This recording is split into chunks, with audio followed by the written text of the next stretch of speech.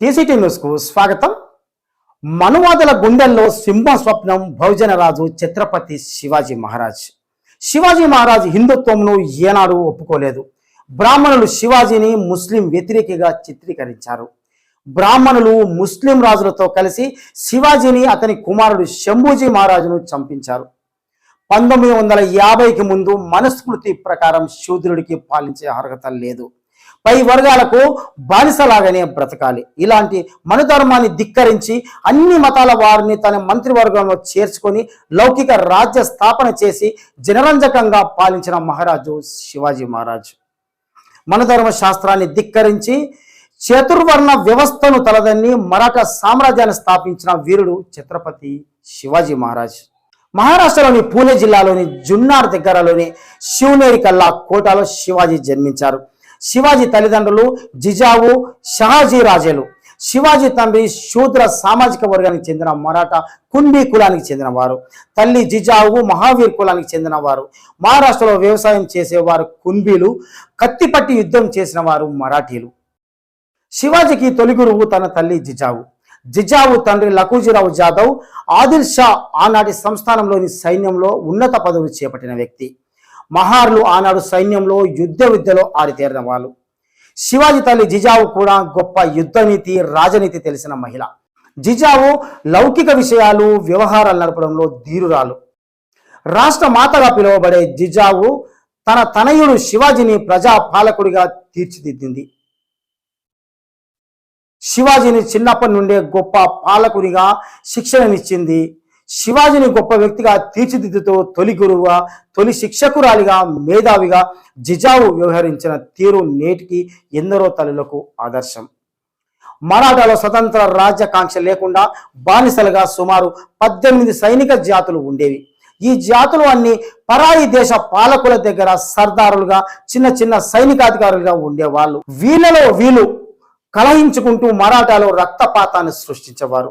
ఈ సైనిక జాతులు ఆలోచన అనేది లేకుండా ఇతరుల కోసం తమలో తాము ఘర్షణ పడుతూ, తమ కోసం కాకుండా ఇతరుల కోసం యుద్ధాలు చేస్తూ మరాఠాలో రక్తపాతం సృష్టించేవారు. ఈ సైనికులు గొప్ప యోధులు అయితే ఇతరుల రాజ్యాకాంక్ష కోసం వీళ్ళు బానిసల వలె ఉండేవారు. ఈ తరుణంలో మాతా జిజావు తన తండ్రి లఖూజీరావు, తన భర్త షహాజీరావు తనయుడు శివాజీని కూర్చోబెట్టుకొని మరాఠాలో స్వతంత్ర రాజ్య స్థాపన చేయాలని హితబోధ చేసింది. బానిసలుగా బతకడం కన్నా స్వతంత్ర రాజ్యాన్ని స్థాపించి ప్రజలకు మేలు చేయాలని ఆమె ఆశించింది. దానికి అనుగుణంగా శివాజీని విదేశీ పాలకులకు వ్యతిరేకంగా యుద్ధంలో విజయం సాధించేలా స్ఫూర్తిని ఇచ్చింది మాతా జిజావు. తన తనయుడు శివాజీకి గొప్ప పోరాట యోధునిగా తీర్చిదిద్దింది. మహారాష్ట్ర రాజకీయ చిత్రపటం ఆనాడు ఎలా ఉందంటే, ప్రజలు నిత్యం దోపిడీకి గురవుతుండేవారు. మహారాష్ట్రలో ఉత్తరాన ముస్లిం పాలకులు, మొఘల్ చక్రవర్తులు పాలించారు. మరొక పక్కన దక్షిణ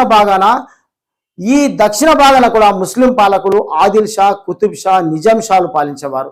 ఇదిలా ఉండగా బ్రాహ్మణులు మరో పక్కన తమ రాజ్యాలను జమ్మూ కాశ్మీర్ నుండి మొదలుకొని ఉత్తర భారతదేశంలోని దక్షిణాది వరకు వ్యాపింపసాగారు. ఇలా దేశం అల్లకల్లోలంగా ఉంది. ప్రజలు తీవ్ర అసంతృప్తికి లోనయ్యారు. ప్రజా సంక్షేమం గురించి ఏ పాలకులు పట్టించుకోకుండా ఉన్నారు. మహారాష్ట్ర రాజకీయ ముఖ చిత్రం కూడా ఇలా ఉండగా విదేశీ ముస్లిం ఆక్రమణదారులు మరోవైపు దేశాన్ని తమ గుప్పిట్లోకి తెచ్చుకునేందుకు ముమ్మరంగా ప్రయత్నాలు సాగించారు. బ్రాహ్మణులు, ముస్లింలు అక్రమదారులకు అండగా నిలిచారు. ముస్లిం పాలకులతో వైవాహిక సంబంధాలు పెట్టుకొని రాజ్యంలో భాగస్వామ్యం పొందారు బ్రాహ్మణులు. సామాన్య ప్రజలకు ఇస్లాం మతం స్వీకరించే విధంగా ఉద్బోధ చేశారు. సామాన్య ప్రజలు కూడా ఇస్లాం మతం స్వీకరించారు.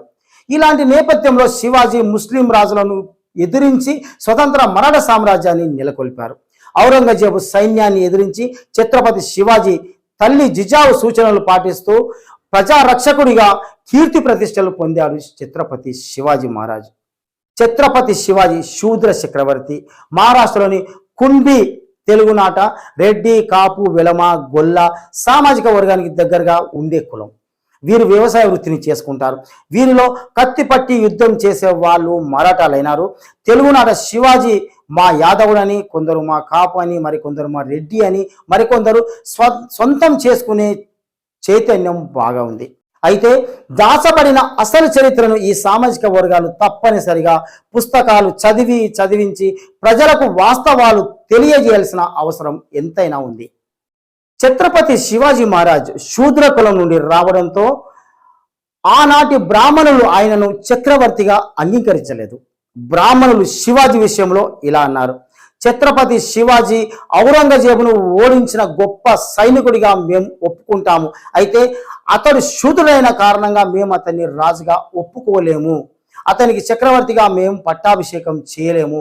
శివాజీ కుంభి అనే వ్యవసాయ కులంలో జన్మించడం వలన బ్రాహ్మణులు పట్టాభిషేకం చేయడానికి ఒప్పుకోలేదు. అప్పుడు శివాజీ అన్నమాట, నేను శూద్రులను అని బ్రాహ్మణులు నాకు పట్టాభిషేకం చేయకపోవడం నన్ను కలిచివేసింది.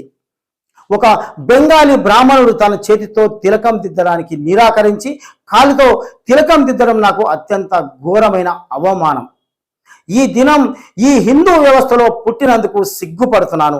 హిందూ మతంలో కులం వ్యవస్థ కొనసాగితే ఈ హిందూ వ్యవస్థ అంతం కావడం ఖాయమన్నాడు ఛత్రపతి శివాజీ మహారాజ్. హిందూ సమాజంలో ఉన్న అగ్రవర్ణ బ్రాహ్మణులే మొదటి శత్రువుగా ఉన్నారా, లేక ముస్లిం రాజును ఓడించినందుకు శివాజీని ముస్లిం వ్యతిరేకిగా చేసిన వారు అనేది చరిత్ర చదివితే తెలుస్తుంది అంటున్నారు విజ్ఞాన పండితులు.